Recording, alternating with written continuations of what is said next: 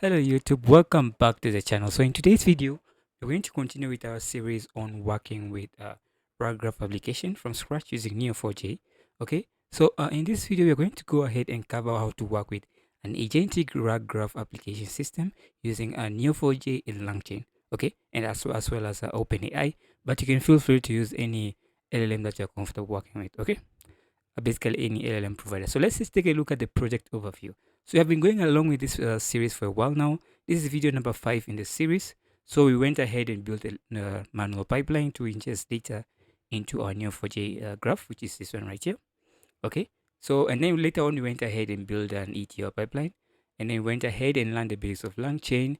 And we learned how to convert natural language to Cypher code, which was in the last video. So in today's video, we're going to go ahead and learn how to build basically an agent. Okay, we'll have series basically videos for the other step 6, step 7, and step 8, right? Okay, so let's get started with it. So in this video, we're going to cover a couple of things, right? We're going to be going ahead and learning how to build our custom AI tools and that our agents can make use of, right? Because we talked about agents at the beginning of the video a bit, but I didn't go much into depth about what really agents are. So I hope now you have a bit, just a slightly basic idea of agents, right? Basically, LLM programs that have a bunch of tools that enables them to carry out actions, right? Such as calling APIs, performing searches on the internet, and doing a variety of things, right?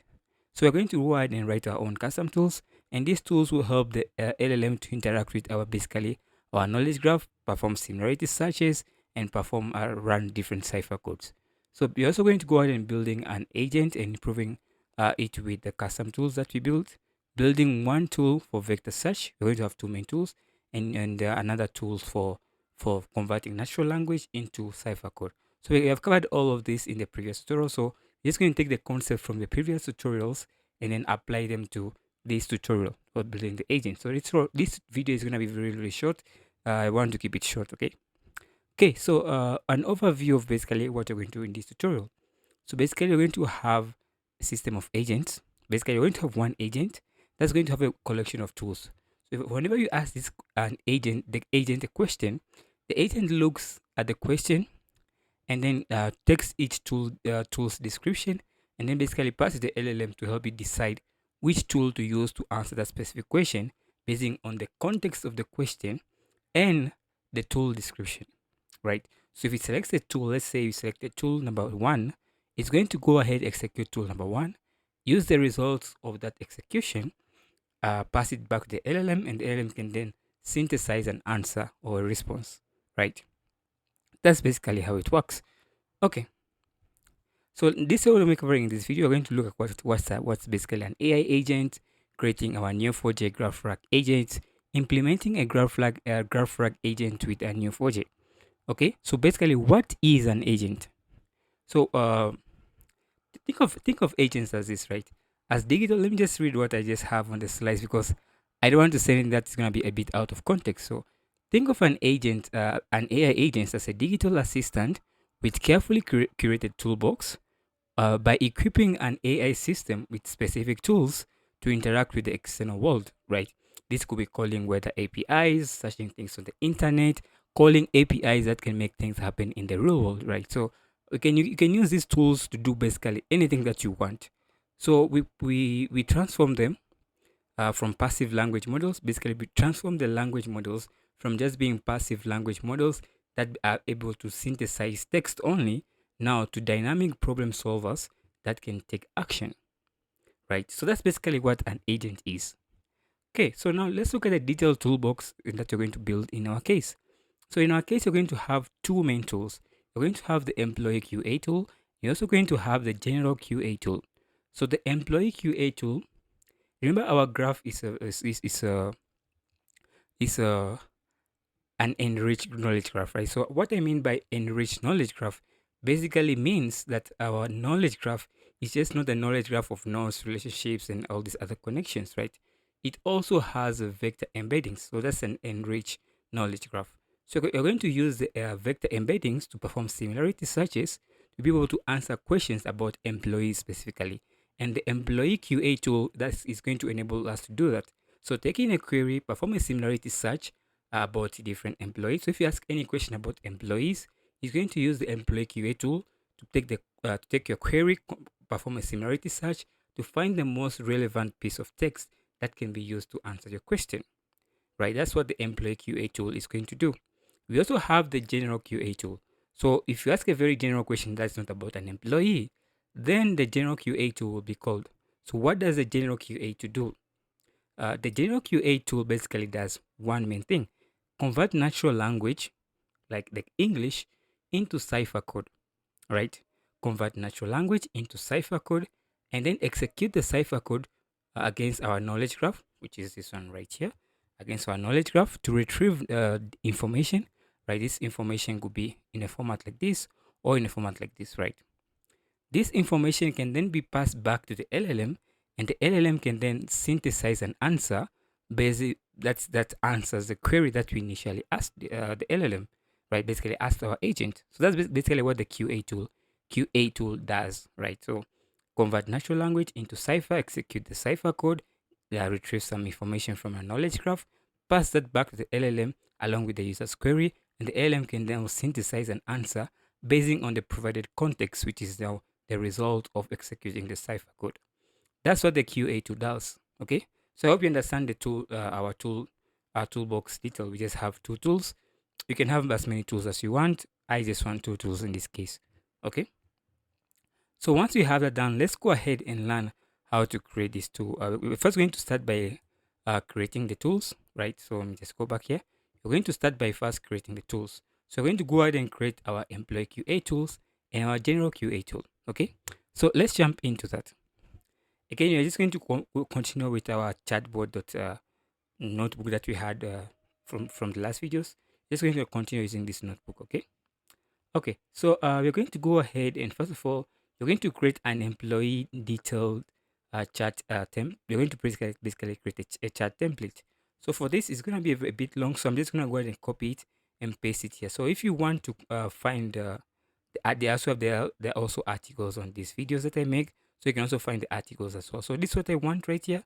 I'm just going to copy it because it's a huge part of text, and really it doesn't really provide you any knowledge. It's just prompt. So there's no point of me typing all watch you guys having to watch me type all this out. So I'm just gonna copy that, paste it over there, and then execute that. So this is basically the prompt. So your job is to use the provided employee data to answer the user's questions, right? That's basically it. So you can pause the video and read more about this prompt and understand how it all works. So we're going to go ahead and create a tool, right? So we have learned the basics of creating tools. So it's just more or less the same thing right here. We're going to use the same things to create the different tools. So not to waste on time, I'm just going to go ahead and copy this as well. All this is available in this article. I can also provide a link to the repository which you can also find this code, right? So I'm just going to go ahead and copy it right here. I'm going to explain to you line by line what each line does. Okay, so to create a tool, we've already done creating basic tools in the previous tutorial. So if you haven't understand how we can use this decorate and all, you can check out the previous tutorial. So it's just building upon it. So it's gonna be a waste of time if I'm gonna go ahead and type all this out line by line. So we have a tool right here. We give our tool a name. We call it the employee QA tool. Then you can say return direct is equals to true. And I explained to you what return direct does in the previous videos. And then from there we have a function, a Python function, but this is just a decorator on top of a Python function. This has the same name as a tool, right? This could be different, but yeah. So we also have a tool description. This is very important because it tells the LLM what this tool can do, right? So it's very, very important to you provide this doc string in a very detailed manner that it describes exactly what the tool does. In the previous tutorial, we also saw how you can get these tool descriptions, right? Good. So now we're going to go ahead and create system prompts, and this is a system prompt which you're going to use. We're going to use this as our system prompt, right? So we're going to use this right here to create our system prompt, right? And the only context it takes is this context right here. Awesome. And then you're going to go ahead and create the human prompt.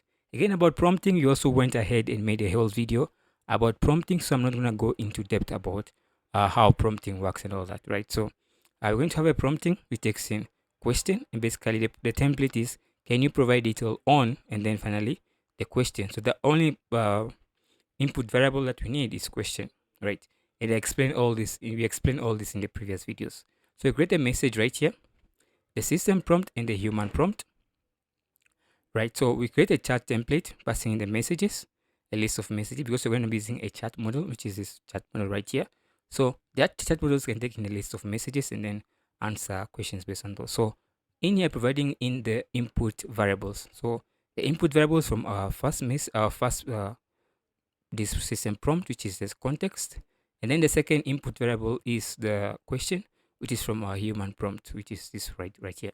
So if you have multiple variables in here, we specify all of them in here, right? So if you have multiple in here and in here, you specify all of them in here. Awesome. So we get a chat prompt template, sorry, a chat model, which is using the OpenAI chat model using GPT 3.5 Turbo. If you want more advanced performance, you can use 4.0 or 4.0 mini or 0.1 mini, right? So whatever works for you.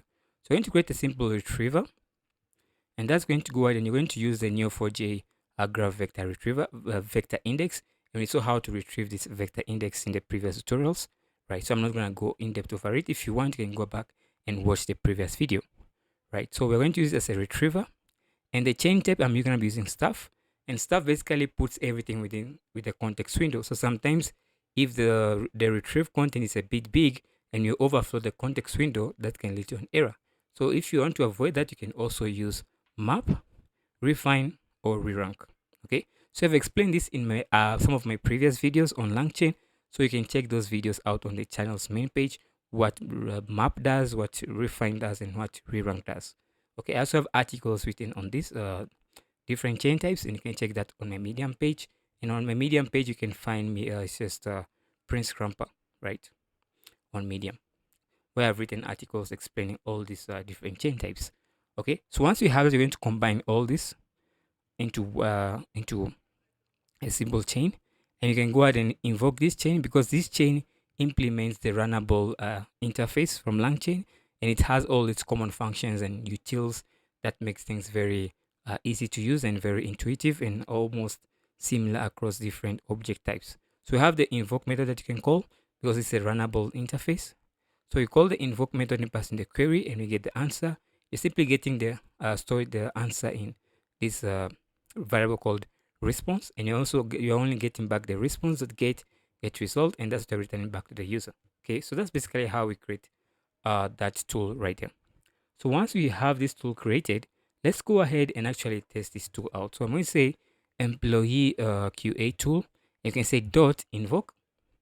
Okay, so you can also use the invoke because the tool also uses the runnable interface. So let's say what?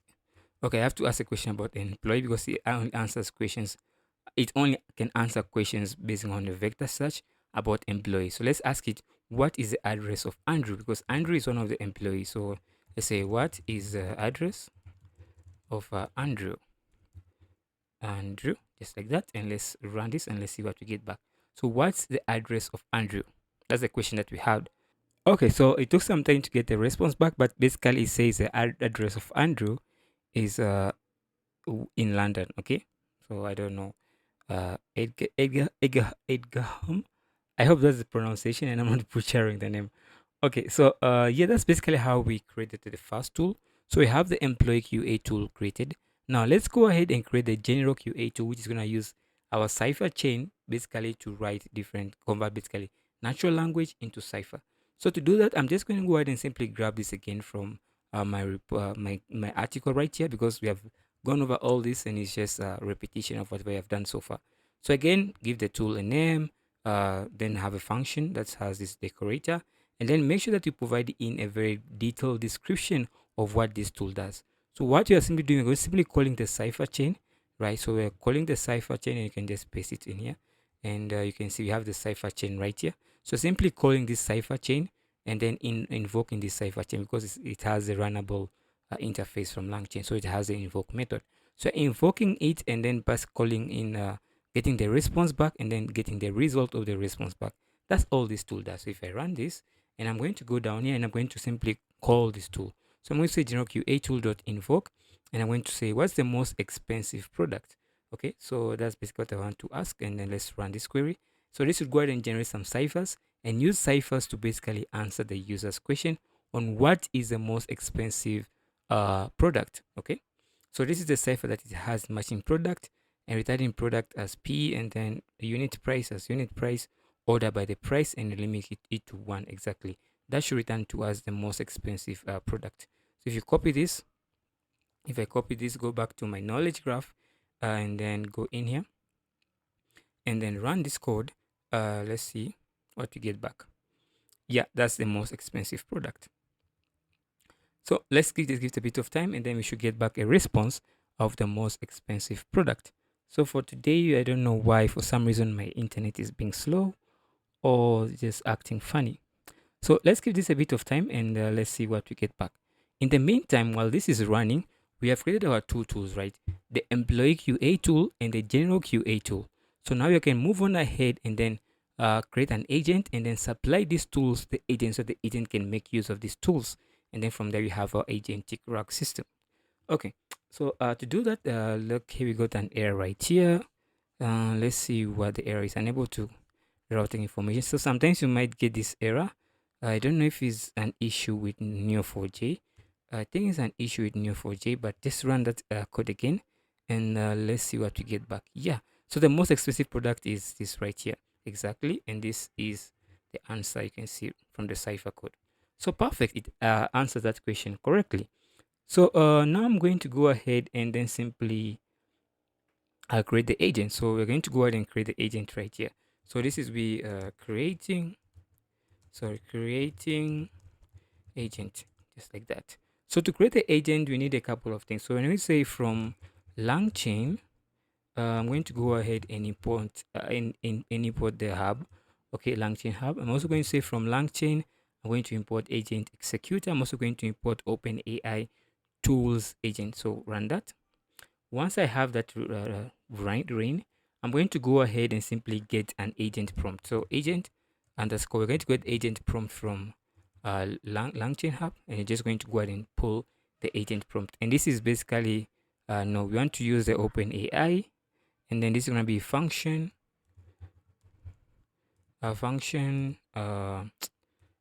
tool agent. That's basically, so OpenAI functions. Okay, so functions tool agent. So I hope I got that spelling right. So if I run this, we should get back that prompt. So I can just go ahead and print the agent prompt dot pretty. I think there's a pretty print. Yeah, let's run this and let's see. So basically, that's basically how the prompt is. You are a helpful assistant, and then chat history, the input, and then the agent scratch part for agents to think and do different stuff. That's basically how the prompt is, right? So now let's go ahead and create a bunch of tools that our agents going to use. So we're going to create a tools and a list of tools. We have the employee QA tools, and you also have the general QA tool, just as we have right here, right? So once I have it, I'm going to run that cell. And once we have the tools created, I'm going to go ahead and create an LLM to run this tool. So I'm going to use the chat OpenAI model. You can use the GPT-4 model if you want to. I'm using the GPT 3.5 model. Okay, so feel free to use any model that you are comfortable with. Okay, so now let's go ahead and actually create the agent. It's the most exciting part. So we're going to go ahead and simply say create open. So we're going to say create OpenAI tools agent. You're going to pass in our LLM. We're going to pass in our collection of tools, which is a list of tools that we have up there, and then the agent prompt that we loaded. So we're also going to go ahead and create the agent as underscore executor, which is going to be the agent executor. You're going to pass in the agent. You're going to pass in the tools, and you're going to say verbose equals to true. So let me run that. So are not allowed in multi-agent. Okay, so good. So once I have this done, it says return direct is not allowed. So let's go back in here and change this to be false. Okay, so let me just change that to be false. Okay, so I need to select this and say it's false, and then I'm gonna copy that, and also we also apply this to this specific tool up here. So change that to be false as well, and let's run this again, and also let's run this again. And also we need to go back and run this place where we have the tools being listed down. Let's run that again, and let's run this again. Okay, so now we have the agent created. So we can go ahead and use the agent execute agent underscore executor dot invoke. Again, this is part of the runnable interface. So we're going to say input what's the most expensive product, and let's run this again. So you can see now it's going to go ahead and use the Cypher chain, because you can see it's calling the QA tool, right? So the most expensive product is this one right here. It answered the question correctly. Okay, so you can see it's using the general QA tool, which is basically adapted for answering any question that is not employee related. So since you're asking a question about products that's not employee related, so the LLM says, hey, use the general QA tool, because it can answer any question apart from employee. So it used that question, it used that tool, wrote a bunch of Cypher, executed a Cypher, got a response back, and then use that as context to answer the user question right here, right? Perfect. So let's also ask the question again. So agent executor dot invoke. So let's ask what's the address of Andrew, and again, okay, it's now good, perfect. It's using the employee QA tool. So it seems there seems to be no employee named Andrew in our database. Okay, maybe I got that wrong. So let's actually check an employees and see if there's any employee called Andrew. Okay, so this is employee. So let's call this employee and see if we gets that right. So okay, change that, run that again. Let's see what we get back. So okay. So this time it uses the general QA tool. So we want employables. You can also use the general QA tool basically to answer a question about employees basically. But I wanted to use the vector search because it's an enriched graph, knowledge graph, right? So yeah, sometimes you might get this, and it's okay. Yeah. So the employee QA tool, now using the employee QA tool, let's see it got perfectly. So it got the address of this guy right perfectly, and it used the employee QA tool. So if you use the employee tool, most of the time it's gonna get the answer right, because it's just performing similarity search, which will definitely return a document as long as that employee is within our database, right? So yeah, that's basically it, because it's gonna perform similarity search with these embeddings and then return to us information about the specific employee. That's basically how we can build different tools, right? So yeah, we have learned how to implement all this. So these are the steps. This is what we have done so far. So we went from prompting, creating the LLMs, creating the tools, passing the tools to the agent, and then finally we can then go ahead and run these agents. Agent decide which tools to use, pick the tool, execute the tool, get the response of that from the tool, pass the LLM as context. The LLM uses that to answer, to synthesize or generate an answer for the user's question based on that query. Yeah, so that's all for this video. In the next video, we're going to be building something different.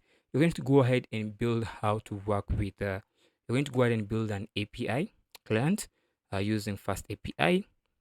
We're going to use Docker, and then you're going to containerize everything that you have done so far. So I have a typo right here. Forget about what's written right here. I forgot to change it before recording the video. But what we're going to build in the next video is an basically a synchronous API using Fast API. This API is we're going to Dockerize it. We're going to containerize it using Docker.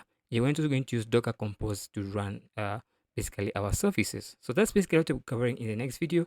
And this API can use these agents to answer different questions.